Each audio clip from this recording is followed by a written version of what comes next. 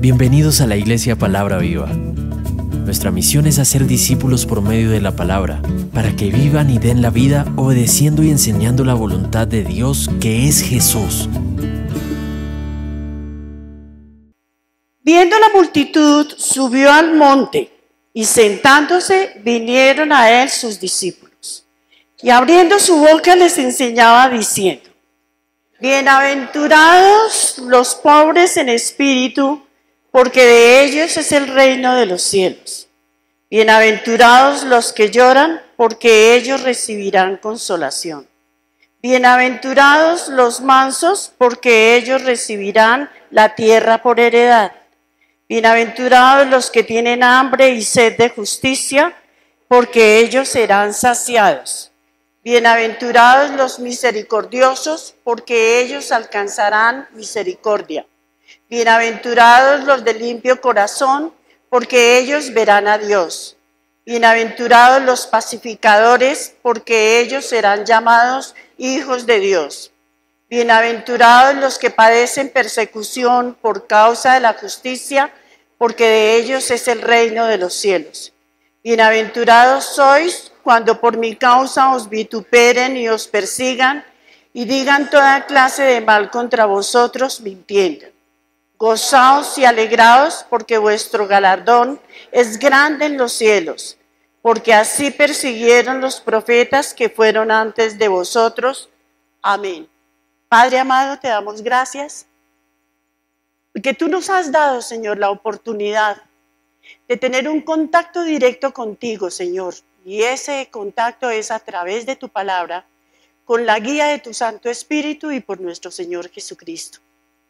Yo te pido, Padre amado, que yo no me aparte ni a izquierda ni a derecha, que de mi predicación no salga palabra humana, que seas tú usándome para hablar a través de mí, que cada uno dentro de esta congregación, en esta hora y en la siguiente, Señor, escuche con atención, reciba con amor y sobre todo, amado Señor y Dios, ponga en práctica como tú esperas que lo hagamos.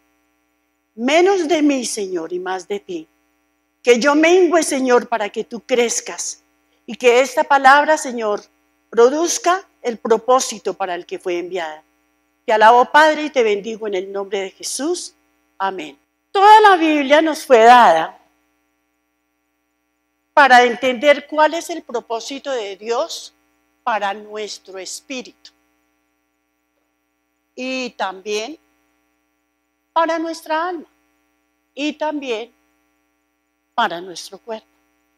Nosotros realmente, cuando leemos la palabra, casi siempre estamos pensando en cualquier otra cosa menos en lo que dice realmente la palabra. La porción que vamos a considerar hoy es el comienzo de lo que los traductores han llamado el Sermón del Monte. Estos primeros 12 versículos nos han enseñado o nos van a permitir entender por qué en la Iglesia Palabra Viva se insiste tanto en que hemos de ser espirituales. Ay, perdónenme, pero espiritualoides no, espirituales. ¿Por qué? Porque nosotros no nos vamos a quedar en esta tierra. Nosotros hemos de entregar ese algo que tenemos en nosotros que se llama espíritu. ¿De acuerdo? Entonces, antes de entrar en materia, vamos a definir 3 términos bien importantes para que ustedes puedan entender o para que todos podamos entender a qué nos vamos a referir. Ustedes vieron que la porción arranca con, en el versículo 3, la palabra bienaventurados. 9 de estos versículos arranca con la palabra bienaventurados. ¿Se está escuchando bien? Bueno, entonces decimos que vamos a definir qué significa bienaventurado, qué significa reino y qué significa gozo. El título del sermón de hoy era tan largo que le dije al pastor cuando me averiguó, le dije, bueno, pues quite el nombre de la predicadora, que es lo menos importante. Por eso es importante que no nos fijemos tanto en la predicadora, sino en el mensaje que Dios está enviando. Bienaventurado significa bendito, feliz, gozoso, dichoso, afortunado. Es tener suprema satisfacción, o sea, ausencia de, bueno, algunos dicen de tristeza, pero yo no lo digo así, como esa falta de razón de vivir. En otras palabras, es lo que Dios quiere para nosotros los creyentes, que seamos eso, dichosos, felices, bienaventurados. Bueno, cuando hablamos de reino, es necesario tomar en cuenta diferentes conceptos del reino. Espiritualmente hablando, estamos pensando en ese lugar a donde iremos e irán todos aquellos que han nacido o que han nacido de nuevo o que tienen el nuevo nacimiento o que han creído en Jesús. Yo no quiero hablarles cristianés, no, quiero hablarles la palabra. Yo no sé hablar cristianés y no quiero ser espiritualoide. No, la idea es que entendamos con toda sencillez lo que dice la palabra. Entonces, cuando hablamos de reino, hablamos espiritualmente de ese lugar a donde vamos a ir todos. Los invito a que vayamos hasta Daniel capítulo 7, versículo 18. Después recibirán el reino los santos del Altísimo y poseerán el reino hasta el siglo eternamente y para siempre. Cuando habla de los santos del Altísimo, ¿a quién creen que se está refiriendo la palabra? ¿Quiénes serán los santos del Altísimo? Cada uno de nosotros estamos en ese proceso de santificación en esta tierra. Nosotros hemos tenido un proceso supremamente denso, grande, inmenso. Primero salvación, redención, perdón de pecados. Estamos en el proceso de santificación. Vamos a ser glorificados cuando entremos al reino del que estamos hablando. ¿De acuerdo? Bueno, materialmente hablando, se refiere al reinado de Cristo de 1000 años en esta tierra como cumplimiento del pacto que Dios hizo con David. Miremos un momento Isaías capítulo 9, versículo 6 y 7, versículos 6 y 7. Porque un niño nos es nacido, hijo nos es dado, y el principado sobre su hombro, y se llamará su nombre admirable, consejero, Dios fuerte, Padre eterno, príncipe de paz. Lo dilatado de su imperio y la paz no tendrá límite sobre el trono de David y sobre su reino, disponiéndolo y confirmándolo en juicio y en justicia desde ahora y para siempre. El celo de Jehová de los ejércitos hará esto. Tenemos un reino en misterio. Entonces hemos hablado del reino espiritual, o sea, donde va nuestro espíritu, del reino material, o sea, de ese reino en donde estuvo Jesús, que es aquí en la tierra, y el reino en misterio es eso que nosotros no hemos logrado entender. Nosotros ya estamos viviendo el reino de los cielos. ¿Están de acuerdo o no? ¿No? ¿Alguien diga amén? O vayámonos todos. ¿De acuerdo? Listo. El verdadero cristiano ya está participando del reino porque Jesús mora en cada corazón. ¿Sí o no? ¿Sí o no? ¿Sí o no? ¿Mora o no mora? Bueno, puede que en algunos no more. Listo. Entonces, reina en medio de su pueblo porque aún no está, y aunque aún, no porque, sino aunque aún no está establecido ese reino aquí en la tierra, Jesús vino con ese propósito. Solo que la incredulidad del pueblo de Israel no le permitió establecer de una ese reino. Bendito sea Dios, porque nosotros no hubiéramos tenido la oportunidad de ser salvos, si eso no hubiera sido así. Entonces vamos a definir gozo versus felicidad.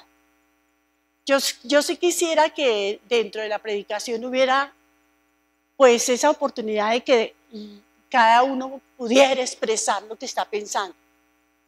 Nosotros tenemos ganas de éxito, ¿o no? A nosotros, ¿qué nos hace feliz? En esta tierra, ¿qué nos hace feliz? ¿Qué nos hace felices?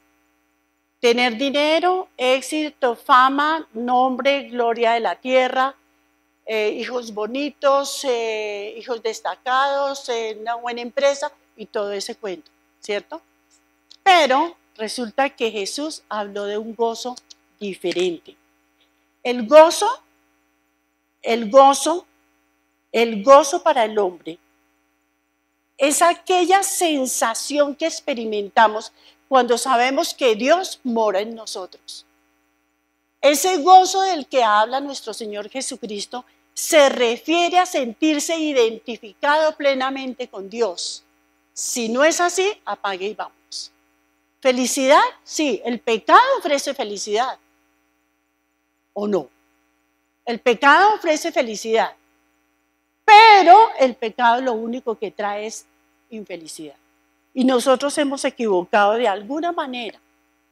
El pecado lo hemos como soslayado, lo hemos mantenido ahí como que yo pecar, no, ¿quién les dijo? Si yo soy santa, pero eso no es así. Bueno, entonces, la vida del hombre, según dice Lucas 12 en el versículo 15, la parte B del versículo, que la vida del hombre no consiste en la abundancia de los bienes que posee. Esto significa que las cosas terrenales, las cosas materiales, todo eso que es tan efímero, eso no da felicidad. La felicidad se obtiene a través de Jesucristo. Hoy vamos a aprender de Dios, que Dios es bendito y el que bendice. El sermón hoy se llama Vea espiritualmente. Nosotros tenemos la tendencia a ver solamente con los ojos físicos, pero no vemos espiritualmente. Hoy tenemos que hacerlo. Es importante y necesario que hoy veamos espiritualmente. Entonces, cuando leemos el Nuevo Testamento, vemos que el escritor del Evangelio, de este Evangelio, nos muestra al Señor Jesús prometido por Dios a través de los profetas. El Sermón del Monte en 111 versículos, agrupados en los capítulos 5, 6 y 7 de este Evangelio. Aquí encontramos toda la sabiduría que un verdadero creyente debería tener, debería saber, debería practicar y debería ser propia para su vida de fe. En la porción que acabamos de leer encontramos 12 versículos en los cuales 9 de ellos arrancan con la palabra bienaventurado. Entonces miremos Mateo 5, versículos 1 al 3. Viendo la multitud subió al monte y sentándose vinieron a estos discípulos y abriendo su boca les enseñaba diciendo: Bienaventurados los pobres en espíritu, porque de ellos es el reino de los cielos. Jesús estaba hablando a la gente que conocía muy bien la ley. Jesús estaba hablando a la gente que sabía cómo acercarse a Dios. Ellos conocían más de 600 mandamientos que hay en el Pentateuco. Los fariseos eran gente religiosa, gente supuestamente muy piadosa, gente que se desgañitaba por atender, por seguir, por obedecer la ley. Pero cuando Juan el Bautista presentó a nuestro Señor Jesucristo como el Mesías, como el Rey, como el prometido por los profetas, los fariseos estaban convencidos, pero absolutamente convencidos, de que Jesús iba a golpear espalditas y iba a decir: un chino, van muy bien, ustedes son tremendamente juiciosos, cómo cumplen la ley. Pensaron que Jesús les iba a decir: oiga, Dios está muy complacido porque ustedes son bien boniticos. Resulta que no. Los fariseos se ofendieron precisamente por eso. No toleraron la palabra que Jesús les estaba dando. No quisieron atender, ni quisieron, jamás se imaginaron que Jesús con las palabras en Mateo 5 y de aquí para adelante en todo el Sermón del Monte iba a darles una bofetada, un patadón a su orgullo. Eso es lo que nos tiene en la olleta a nosotros los seres humanos. Orgullosos, altivos, malucos delante de Dios. Y pensamos que nosotros actuamos bien. Y a veces y en ocasiones y la mayoría de las veces estamos sacando el pecho de paloma. Y caminando, no, Dios quiere gente humilde. ¿Cómo entonces podemos entrar al reino de los cielos? Mateo 5:3 dice, bienaventurados los pobres en espíritu, porque de ellos es el reino de los cielos. ¿Eso qué significa? En esas pocas palabras hay tanta sabiduría, tanto de Dios, que necesitamos que el Espíritu Santo nos ayude a comprenderlas, porque de otra manera no podemos. Yo estoy leyendo los apartes que para mí son fundamentales dentro del sermón, obvio. Nadie creo que se sepa la Biblia y estamos acostumbrados a un predicador que habla aquí y martilla aquí y dice aquí y nos vamos como entramos. Entonces yo sí voy a leerles. Entonces, esta bienaventuranza es la primera clave. Hagan de cuenta, es como la llave que entra en la cerradura del reino de los cielos y solamente hace este movimiento. Es el primer paso para entrar al reino de los cielos. ¿Qué significa ser pobre en espíritu? Tenemos que hacer una diferencia entre pobre en espíritu y pobre de espíritu. El pobre de espíritu es un pusilánime. El pobre de espíritu es una persona apocada. El pobre de espíritu es una persona que siempre está pensando que pobrecito yo. Ese es un pobre de espíritu. Pero un pobre en espíritu, ¿cierto? El Evangelio precisamente nos habla de esa pobreza en espíritu. Y nos dice que es aquel individuo, aquella persona que no tiene nada que ofrecerle a Dios. Levante la mano aquí a alguien que tenga algo que ofrecerle a Dios. ¿Cierto que no tenemos nada? Nada, es que no tenemos nada que ofrecerle a Dios. El pobre en espíritu significa carencia de absolutamente todo. Significa que aunque nosotros podamos ser ricos, pulones, millonarios y sobreabundantes en todo lo que queramos, nada tenemos para ofrecerle a Dios. El Salmo 2, o leemos en Salmo 2, versículo 12, la parte B, que un pobre en espíritu es aquel que confía en Dios. Cuando estamos sujetos, sometidos o enfrentados a una prueba, lo primero que hacemos es reclamarle a Dios. Dios, ¿por qué? Dios, ¿por qué? Le reclamamos a Dios, nos somete a prueba. Dios permite la prueba en nuestra vida y la permite porque Él sí nos tiene en el centro de su atención. Entonces el pobre en espíritu es aquel que confía en Dios. La pobreza en espíritu no tiene nada que ver con los bienes materiales ni las posesiones, nada que hacer.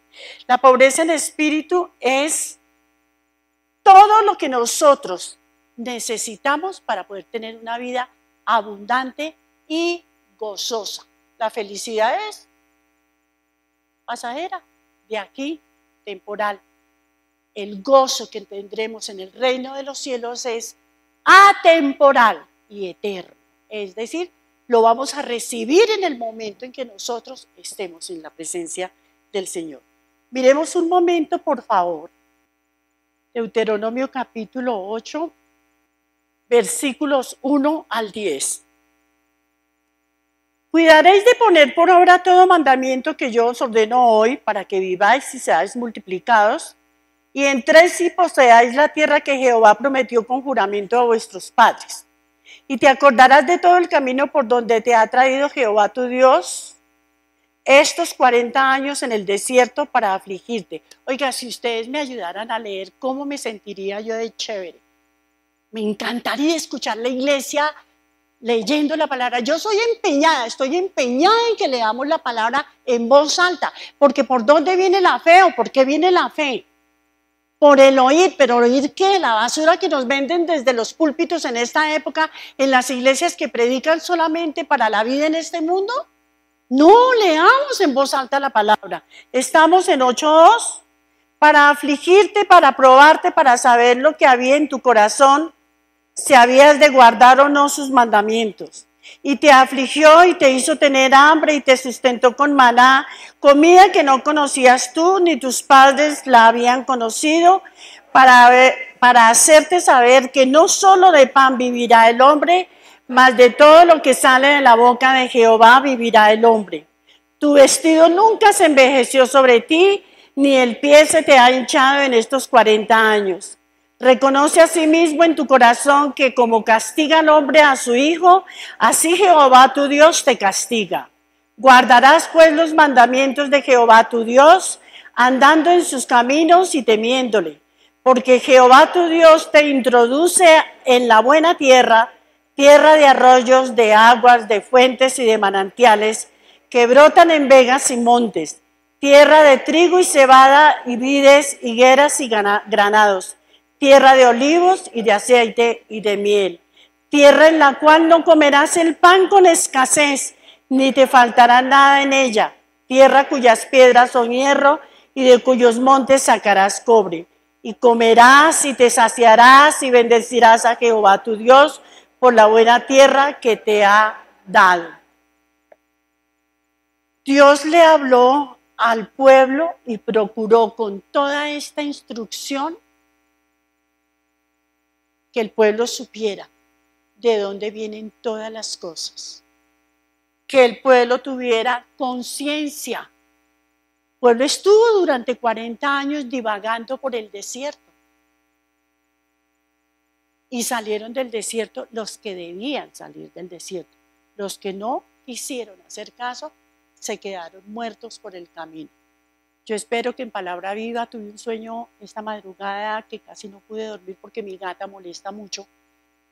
Tuve un sueño en estos días de invierno que el firmamento está tan oscuro, de pronto se abrió una nube y venía, como lo presentan las películas, el Rey de Reyes, el Señor de Señores, montado en su caballo, con su corona, Jesús bendito venía. Y de los extremos salían como chorros de lava, era una cosa tan impresionante. Y cuando dejé de ver eso en el sueño, yo veía Palabra Viva y todo el mundo miraba para arriba y dije, recorcholis, nos quedamos. Nos quedamos. ¿Saben de qué les estoy hablando? Del arrebatamiento. Pero como ese no es tema de la predicación, continuemos. ¿De acuerdo? Bueno. Nosotros en Lucas 16, 19 al 31 no lo voy a leer.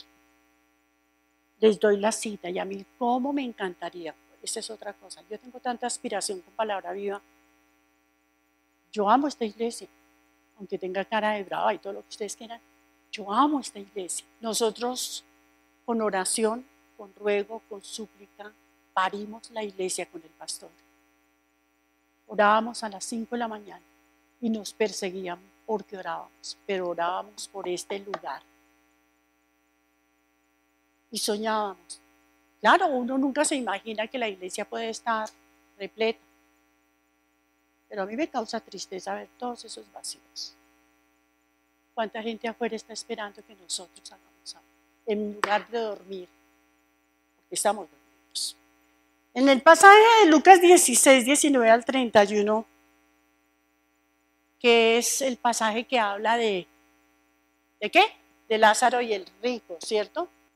Yo por lo menos entendí que nosotros, todos, tenemos una de dos alternativas. O estamos dentro del reino o estamos fuera de él. Y ahora vamos a ver por qué. En esta historia, el mendigo de la historia, hombre postrado todo el tiempo, hombre que rogaba por que le dieran alguito, él tenía, en su condición de pobre, tenía que agacharse, humillarse, arrodillarse, postrarse. El cristiano debería tener esa actitud delante de Dios. ¿La tenemos o no? ¿No? No, nos duele la rodilla. A mí por lo menos me duele la rodilla. El cristiano debería delante de Dios arrodillarse, pues con ello, al arrodillarse uno reconoce que no tiene nada, que no sabe nada, que no sirve para nada, que es un desventurado. Y le pueden decir al pastor que yo los insulté. Esa es la idea. Entonces, tenemos que reconocer, o el cristiano verdadero tiene que reconocer que necesita la ayuda de Dios para todo. Porque el que se cree a Dios, pues perdón. Entonces ahí sí, no, necesitamos la ayuda de Dios para todo. Nosotros tenemos que acercarnos a Dios sin soberbia. Necesitamos entregarnos a Él con humildad. Necesitamos saber que Él es lo único real que tenemos en la vida. Lo único. Es lo único real que tenemos en la vida. Lo demás todo es asimil. No me truenan los dedos, pero eso se va como el agua entre los dedos. Lo único real y verdadero. El pobre en espíritu es el que todo lo consulta a Dios. Pero ahí sí, como el pastor ha repetido durante 13 años en este púlpito. Señor, ¿qué carro compro? ¿O con qué mujer me caso? ¿O con qué hombre me caso? ¿O en dónde compro la casa? ¿O si echo la platica en una cosa de esas donde roban tanto? O yo no sé. No, eso no es. Consultar a Dios es todo, de todo, de todo y para todo. Consultar a Dios con un corazón anhelante, con un corazón que sí tiene ganas de tener un buenos días, Señor. ¿De acuerdo? Isaías 57, capítulo 57, versículo 15. Porque quiero compartir con ustedes algo de lo que habló mi Señor preparando este sermón. Porque así dijo el alto y sublime, el que habita la eternidad y cuyo nombre es el Santo. Yo habito en las alturas y la santidad y con el quebrantado y humilde en espíritu, para hacer vivir el espíritu de los humildes y para vivificar el corazón de los quebrantados. Él hace vivir a los pobres en espíritu. Nosotros los que hemos visto el seminario de la voluntad de Dios, aprendimos que en Isaías 66, 1 y 2, les dejo la tarea para que lean, Isaías 66, 1 y 2, habla de lo mismo, de arrodillarse ante su palabra. Habla justamente de eso. Y amar la palabra de Dios y temblar ante ella. Esa es la actitud de un verdadero pobre en espíritu. No es dormir sobre la Biblia, no es poner la Biblia de cabecera, no es arrodillarse sobre la Biblia, es entender que Dios es santo, que como santo Él no se iguala con nosotros, pero fue tan lindo que se vino desde donde estaba para redimirnos a nosotros. Entonces, iglesia, la pobreza de espíritu. Necesitamos venir a la presencia de Dios y contemplarlo en toda su grandeza, en toda su riqueza y en toda su santidad. Necesitamos ser santos porque Él es santo y además es un mandamiento. Nosotros estamos en el proceso de santificación. Necesitamos ser reverentes, darle honra, gloria, alabanza, honor y hacerlo quedar bien en todas partes.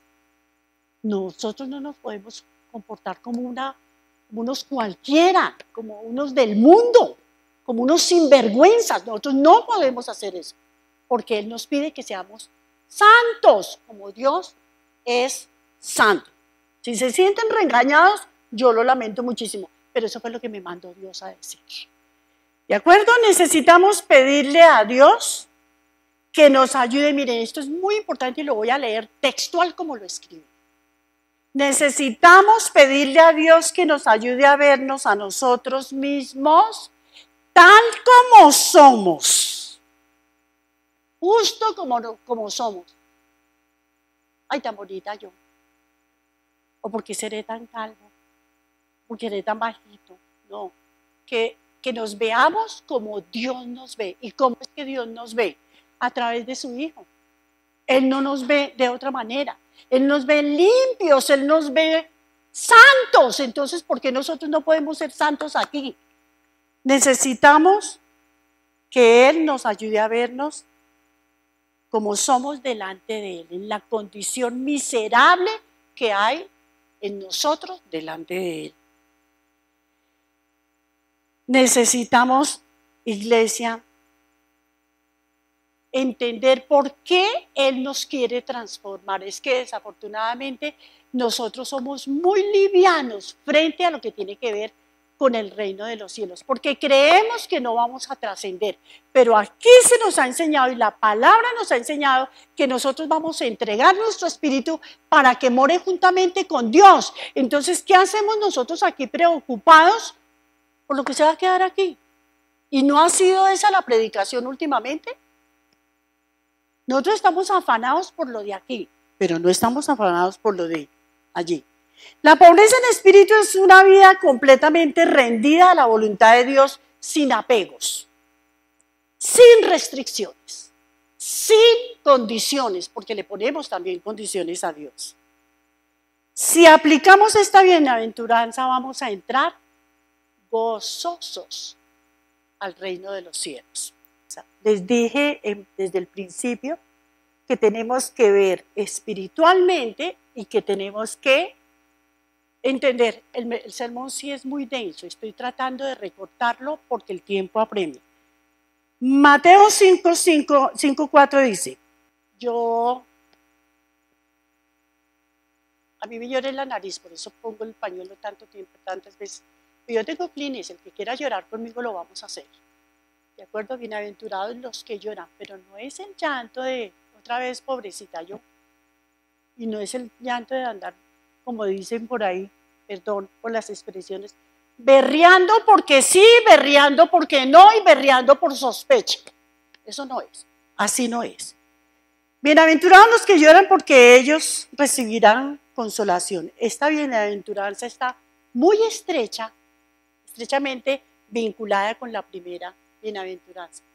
Porque díganme si un pobre no llora. Estamos viendo los venezolanos, ¿no? La pobre gente que llega aquí hambrienta, sedienta, cansada, y nosotros colombianos tan buenas personas, ¿sí? Hay gente que llora, y a mí me quiebra ver las personas en Transmilenio pidiendo una moneda para comer. La Biblia nos dice que nosotros hemos de cuidar al extranjero, que lloremos con los que lloran. ¿Será que lo hacemos? Bueno, se los dejo para la reflexión. Esta bienaventuranza está llena de eso, vinculada con la anterior. El pobre llora. Llorar es una actitud de clamor frente a Dios con lágrimas. Yo no sé cuántos de ustedes aquí hayan tenido la oportunidad de clamar a Dios con lágrimas. Refleja una actitud de búsqueda delante de Dios y anhelante de Dios. Muestra una actitud que refleja un genuino arrepentimiento. Mire, desafortunadamente vuelvo y les digo, yo no voy a hablar cristianés, hermanos, iglesia, pero estamos peco, rezo y en paz. Y aquí no pasó nada. ¿O no? Si yo estoy en algún error, me cuentan, me bajo del púlpito, me voy y salgo corriendo porque no tengo razón. No podemos pecar, rezar y empatar. Tenemos que llorar por nuestro pecado, arrepentirnos. Es la actitud de un pecador al que le duele haber ofendido a Dios. Seguramente les voy a quedar debiendo una muy buena parte del sermón. Bueno, quien quiera reunirse conmigo en un buen estudio bíblico, yo les enseño. No les enseño, les comparto todo esto que mi Señor me habló cuando el pastor un domingo se bajó de la plataforma y estaba yo allí sentada en oración de representación en el mes de febrero y me dijo, prepárate, predicas para la iglesia el próximo 31 de marzo. Quería meterme debajo de la silla. ¿Por qué? Nunca somos suficientes para Dios, nunca. Nunca. Cada uno de nosotros necesita escuchar. Así no nos gusta, pero necesitamos escuchar. Entonces, estamos en Isaías 61, 1 al 3. Esta profecía de Isaías se cumplió y Jesús mismo la repitió por allá en Lucas. El Espíritu de Jehová el Señor está sobre mí porque me ungió Jehová, me ha enviado a predicar buenas nuevas a los abatidos, a vendar a los quebrantados de corazón, a publicar libertad a los cautivos y a los presos, apertura de la cárcel, a proclamar el año de la buena voluntad de Jehová.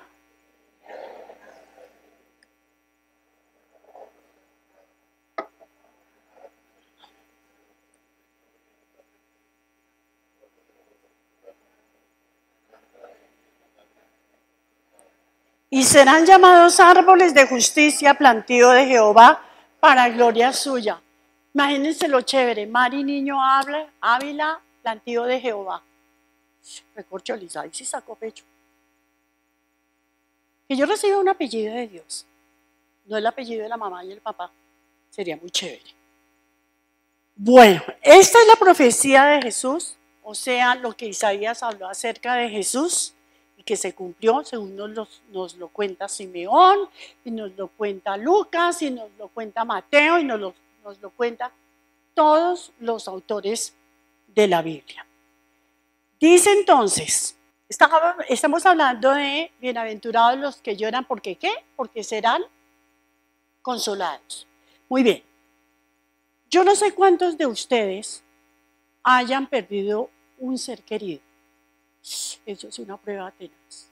Eso es un dolor para quienes no han perdido un ser querido. Yo no creo que a ninguno se exceptúe aquí, porque se le debe haber muerto o el papá, la mamá, el hijo, la abuela, el hermano, el tío, el que sea, pero ese llanto, ese dolor que se experimenta aquí, es un dolor desgarrador. No sé las mamás, porque bendito sea Dios, no he perdido a mi hijo, no tengo sino uno.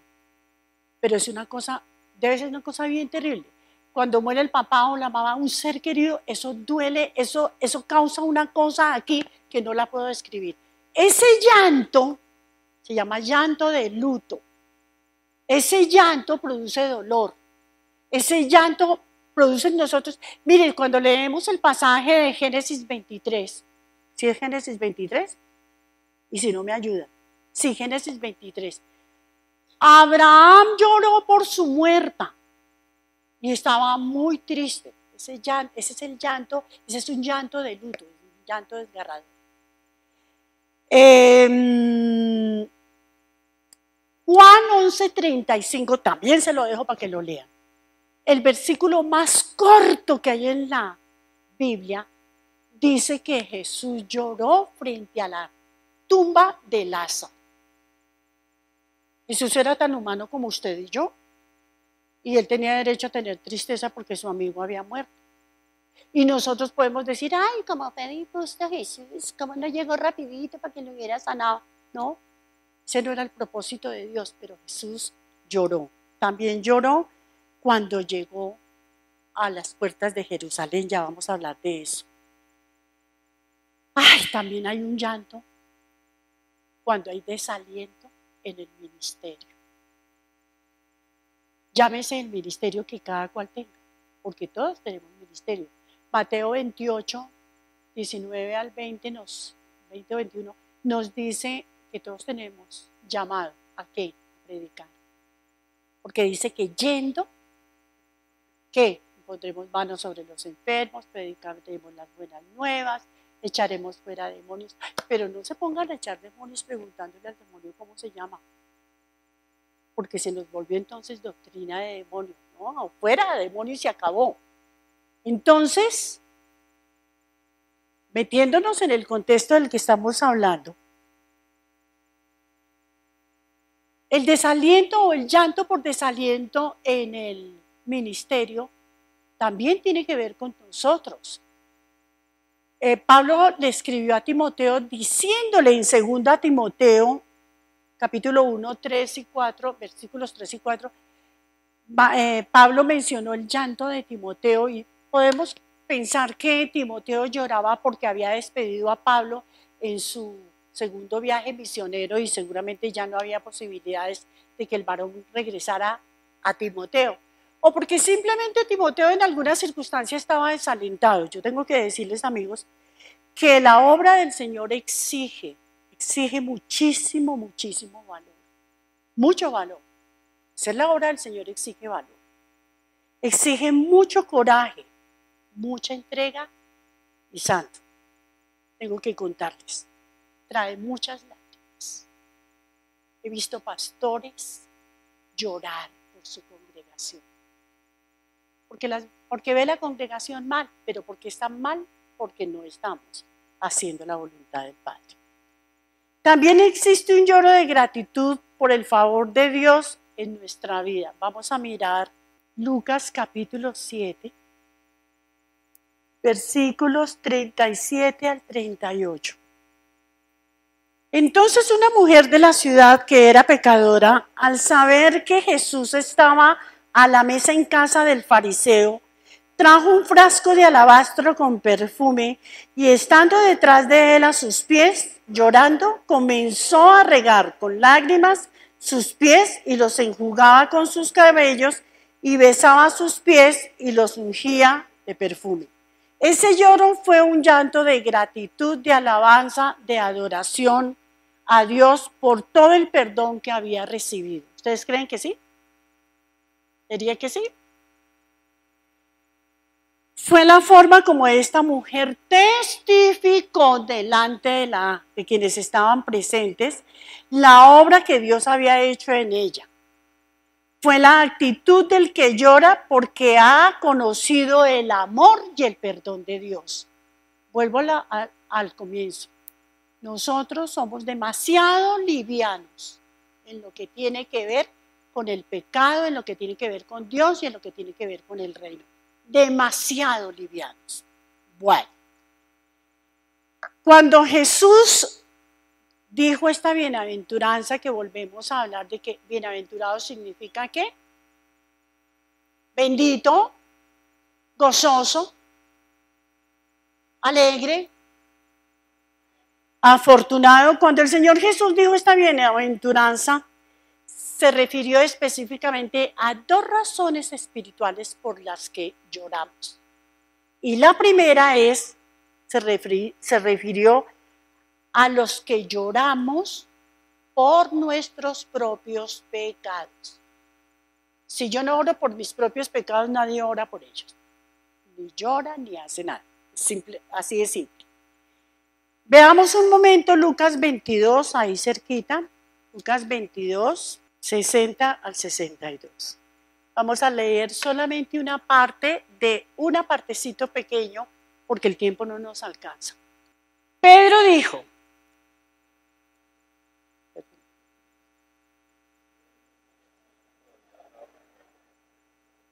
entonces vuelto el Señor, miró a Pedro y Pedro se acordó de la palabra del Señor que le había dicho, antes que el gallo cante me negarás 3 veces. Y Pedro saliendo fuera lloró amargamente. Yo no sé si aquí alguno de ustedes pueda imaginarse el tipo de mirada que Jesús, le hizo a Pedro. Yo no me puedo imaginar, yo no tengo miradas, no puedo describir el tipo de mirada que Jesús pudo haberle dado a Pedro. Pero ¿cuál fue el resultado de esa mirada que Jesús le hizo a Pedro? Ya le había advertido, Pedro, no hable carreta, que antes de que el gallo cante, usted me va a negar. Y sin embargo, el físico miedo lo llevó a negar al Señor. Ese llanto de Pedro no fue otro llanto, sino el llanto que expresa un pecador que ha ofendido a Dios, un pecador que se ha hecho ofensor de Dios, una persona que reconoce que ha pecado. Entonces, ese fue el resultado de la negación de Pedro. Pecó. Y ese pecado le produjo dolor. Y ese dolor le produjo llanto. Pero el Señor Jesús en su misericordia, pues tuvo un acto de misericordia con ese varón. En segundo lugar, llorar, Jesús se refirió a llorar por el pecado del mundo. Miremos Jeremías, por el pecado del otro. Miremos Jeremías 9, 1 al 3. Mírenme yo no sé si en todas las versiones que ustedes tengan a su mano, tengan ese signo de admiración que llamamos en español, para que podamos entender, ¿no? Oh, si mi cabeza se hiciese aguas y mis ojos fuentes de lágrimas para que llore día y noche los muertos de la hija de mi pueblo. Oh, ¿quién me diese en el desierto un albergue de caminantes para que dejase a mi pueblo y de ellos me apartase? Porque todos ellos son adúlteros, congregación de prevaricadores. Hicieron que su lengua lanzara mentira como un arco y no se fortalecieron para la verdad en la tierra, porque de mal en mal procedieron y me han desconocido, dice Jehová. Jeremías lloraba amargamente por el pecado del pueblo, porque veía de qué manera el pueblo había prevaricado contra Dios y cuál sería el pago que recibirían por ese pecado. Yo no les puedo predicar el Antiguo Testamento, yo tengo que predicar toda la Biblia. Y los profetas a nosotros nos hablaron con toda la claridad del mundo.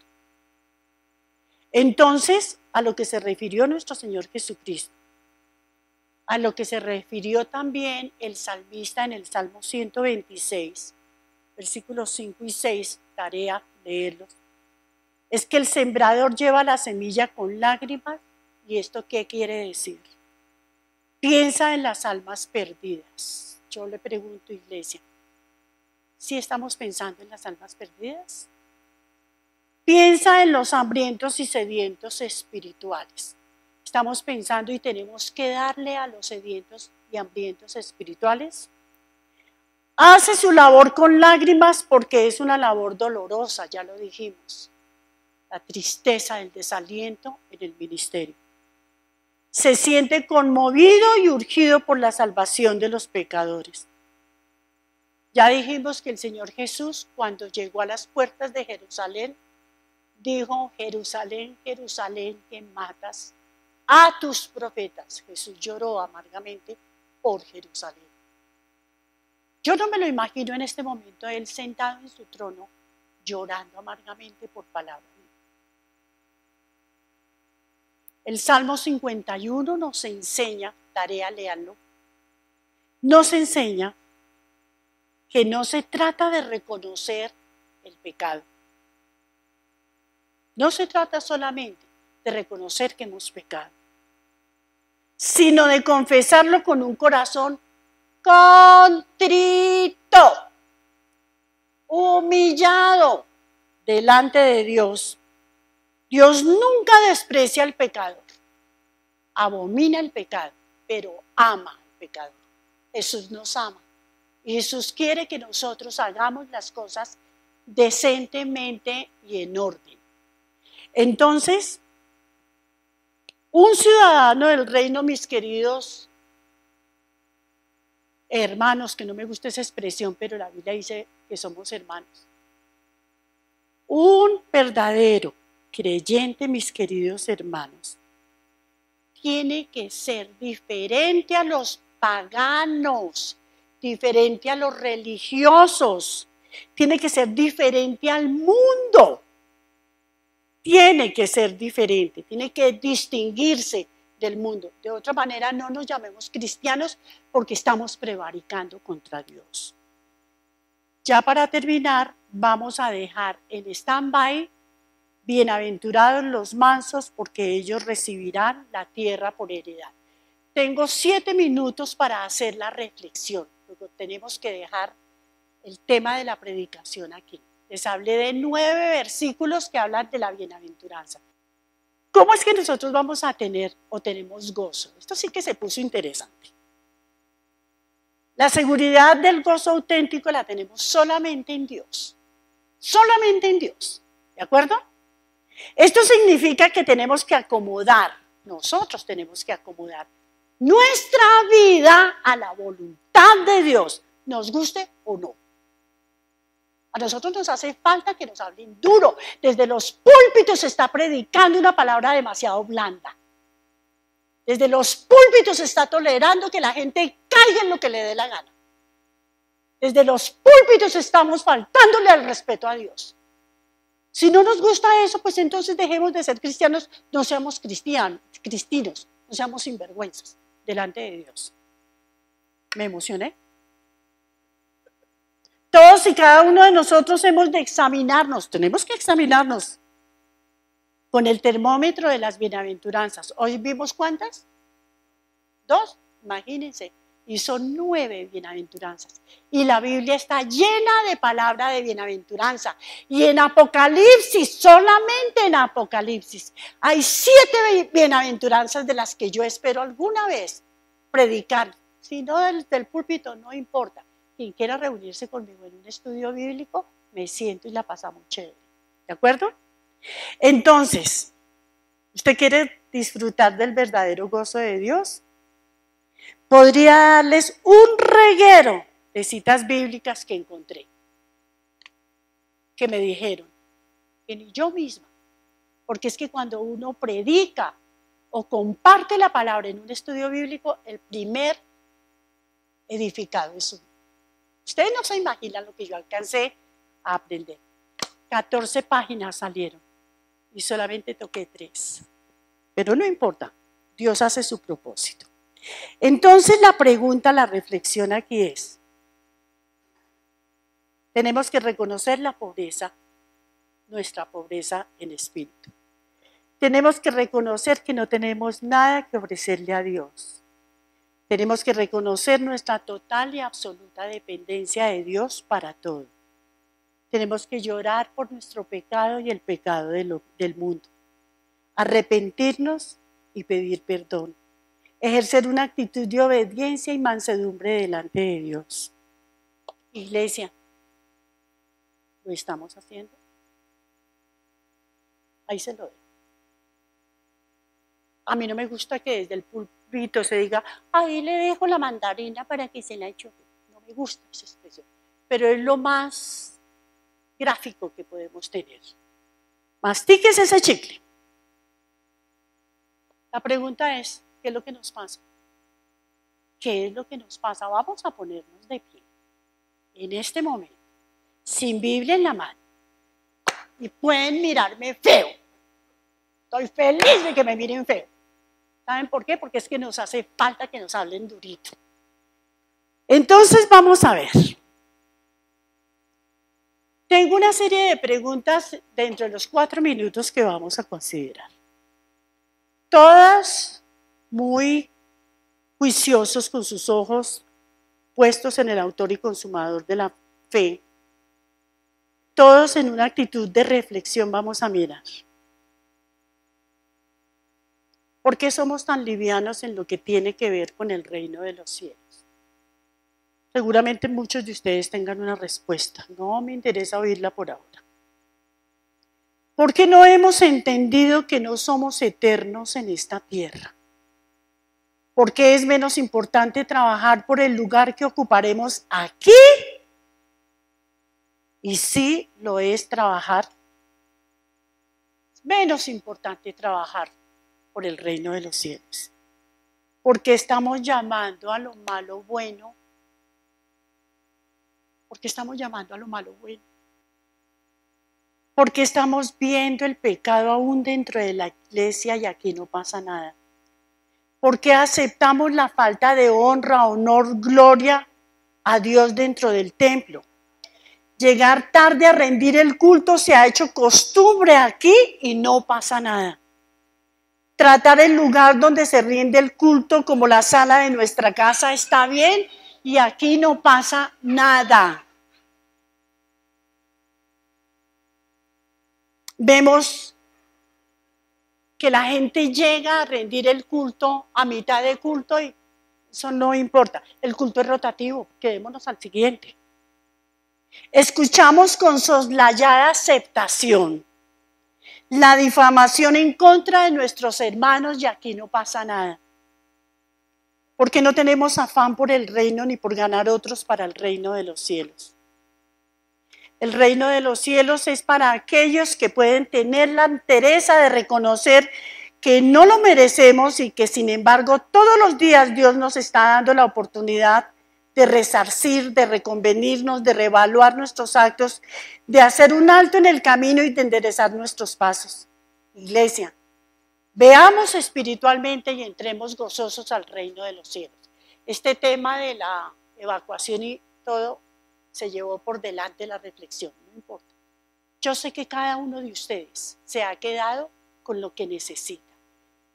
Y los insto, iglesia, los animo, hagamos las cosas decentemente y en orden. Padre bueno, te damos infinitas gracias porque tu buena voluntad es agradable y perfecta, porque tú nos has hablado y porque tú estás esperando que nosotros hagamos caso. Padre bueno, permítenos, Señor, contarle a la gente de tus verdades y que la gente escucha. Padre eterno, te damos gracias por el día de hoy, porque sabemos, Señor, que eres tú el que haces la obra, que tú pones en nosotros así el querer como el hacer. Dios de gloria y todo poder, yo dejo en tus benditas manos este tiempo para que seas tú, Señor, redarguyendo y exhortando a cada uno de nosotros en lo que cada uno de nosotros ha de enfatizarse y tomar en cuenta a fin de agradarte a ti. Te alabo, Padre, y te bendigo y te doy gracias en el nombre poderoso de Jesús. Amén.